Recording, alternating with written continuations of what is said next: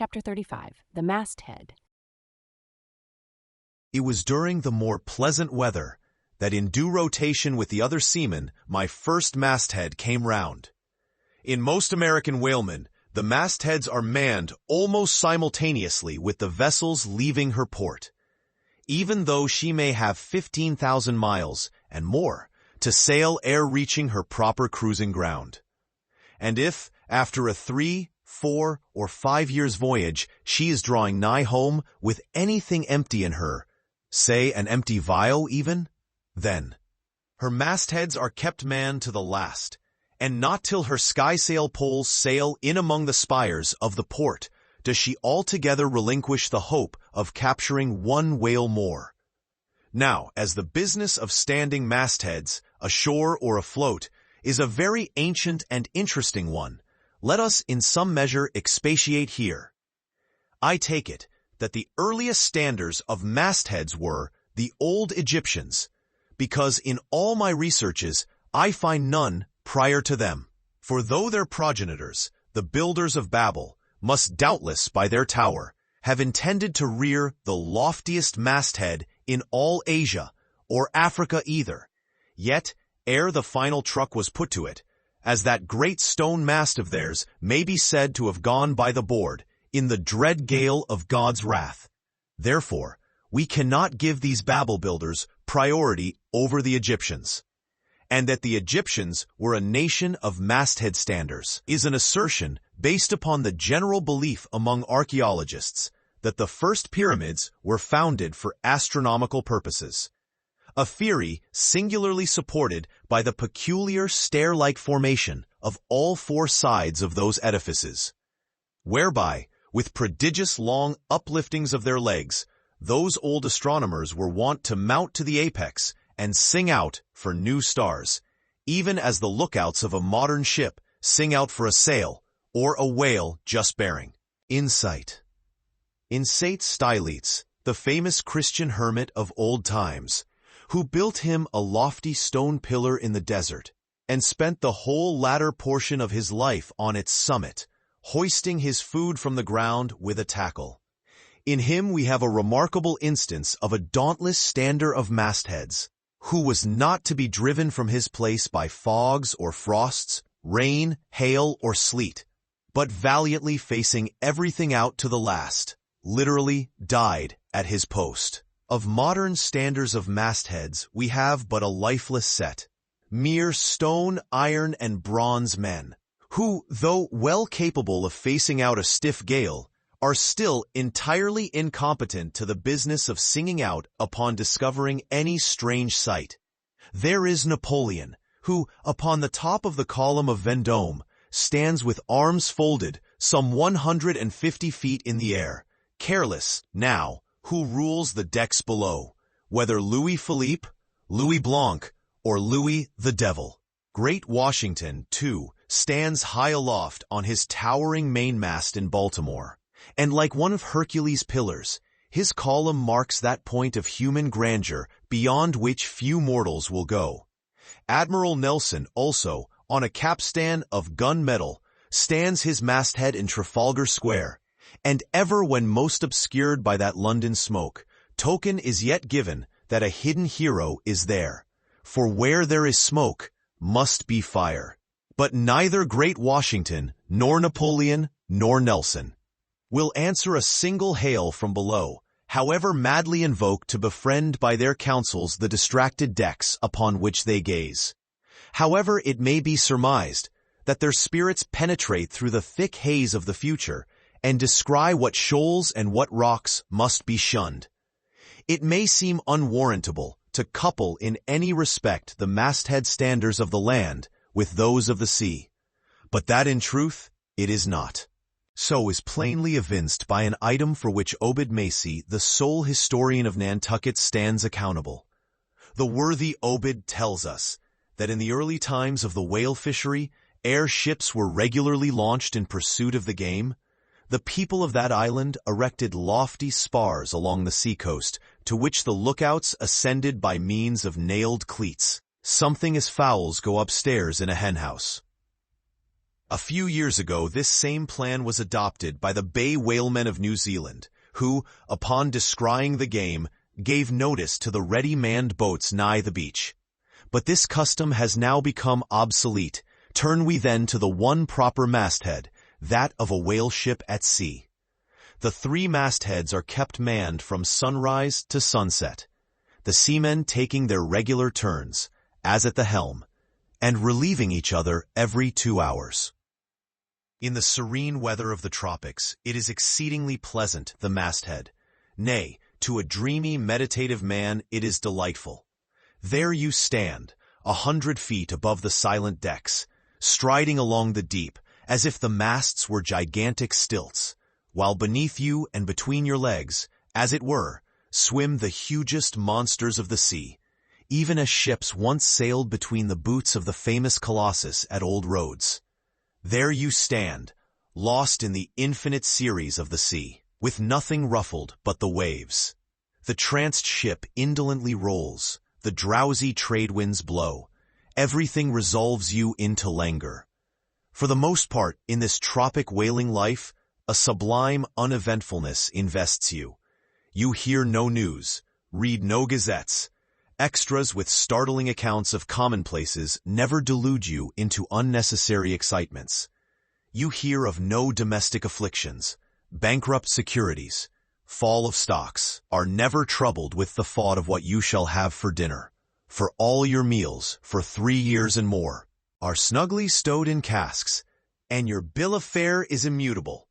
In one of those southern whalesmen, on a long 3 or 4 years voyage, as often happens, the sum of the various hours you spend at the masthead would amount to several entire months, and it is much to be deplored that the place to which you devote so considerable a portion of the whole term of your natural life should be so sadly destitute of anything approaching to a cozy inhabitiveness, or adapted to breed a comfortable localness of feeling, such as pertains to a bed, a hammock, a hearse, a sentry box, a pulpit, a coach, or any other of those small and snug contrivances in which men temporarily isolate themselves.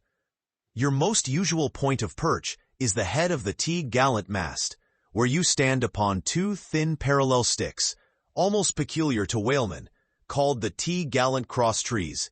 Here, tossed about by the sea, the beginner feels about as cozy as he would standing on a bull's horns. To be sure, in cold weather, you may carry your house aloft with you in the shape of a watchcoat, but properly speaking, the thickest watchcoat is no more of a house than the unclad body. For as the soul is glued inside of its fleshy tabernacle, and cannot freely move about in it, nor even move out of it, without running great risk of perishing, like an ignorant pilgrim crossing the snowy Alps in winter, so a watchcoat is not so much of a house as it is a mere envelope or additional skin encasing you.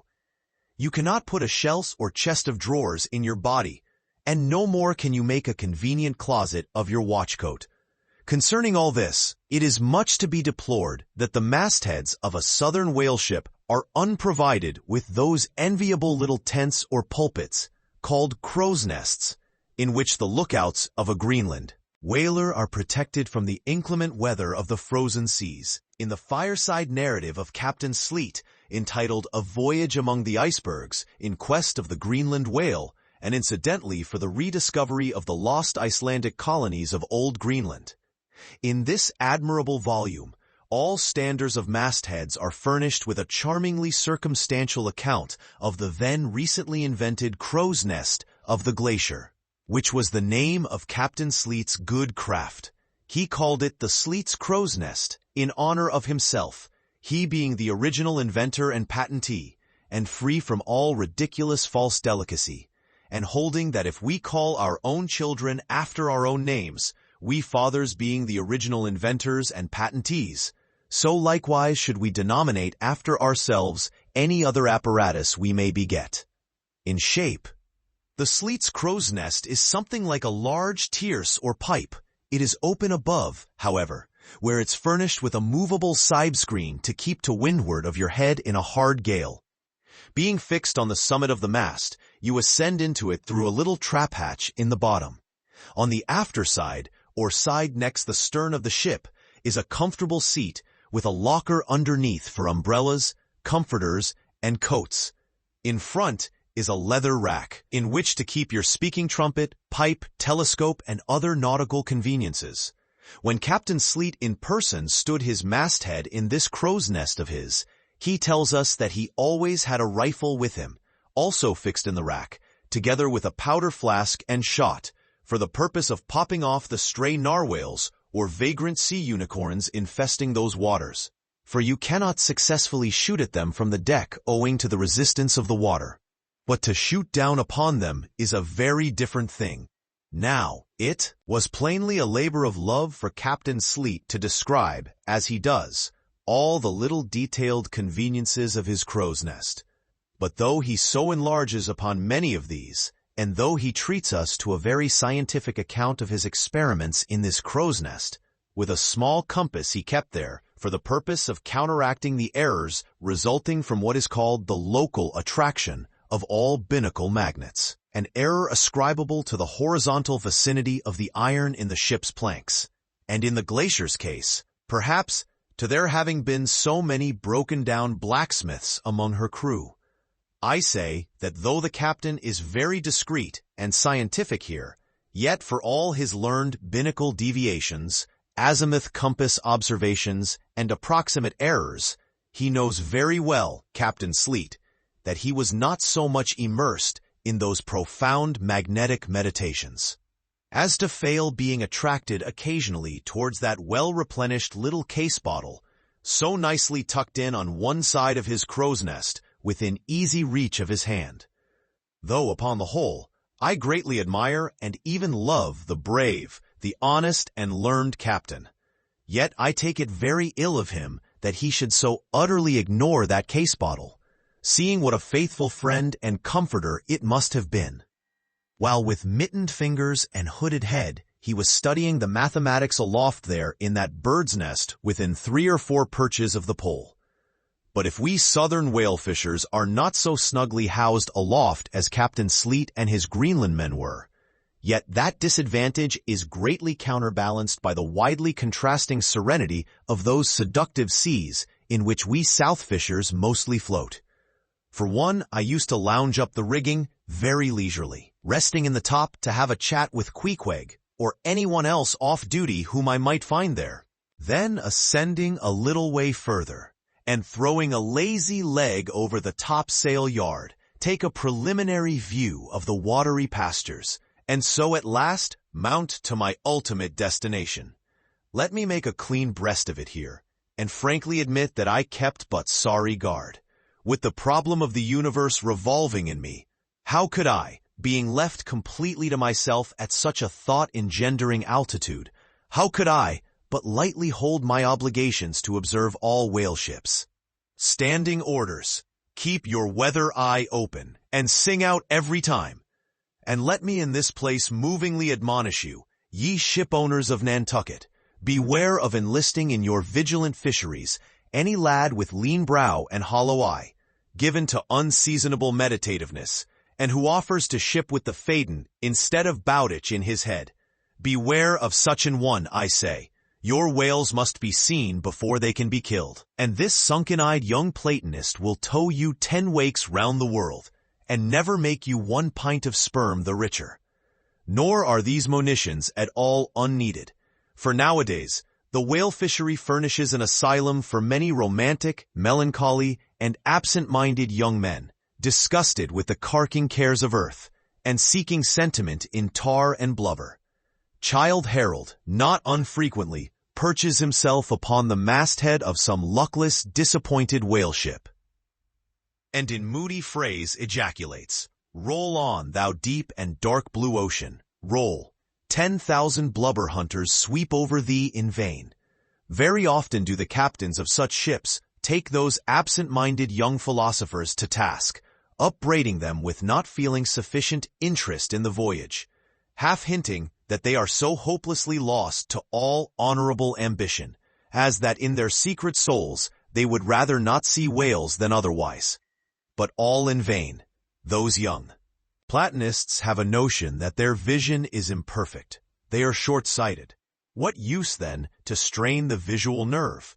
They have left their opera glasses at home. "Why, thou monkey," said a harpooner to one of these lads, "we've been cruising now hard upon 3 years, and thou hast not raised a whale yet. Whales are scarce as hen's teeth whenever thou art up here." Perhaps they were, or perhaps there might have been shoals of them in the far horizon, but lulled into such an opium-like listlessness of vacant, unconscious reverie is this absent-minded youth by the blending cadence of waves with thoughts, that at last he loses his identity, takes the mystic ocean at his feet for the visible image of that deep, blue, bottomless soul pervading mankind and nature, and every strange, half-seen, gliding, beautiful thing that eludes him, every dimly discovered, uprising fin of some undiscernible form, seems to him the embodiment of those elusive thoughts that only people the soul by continually flitting through it.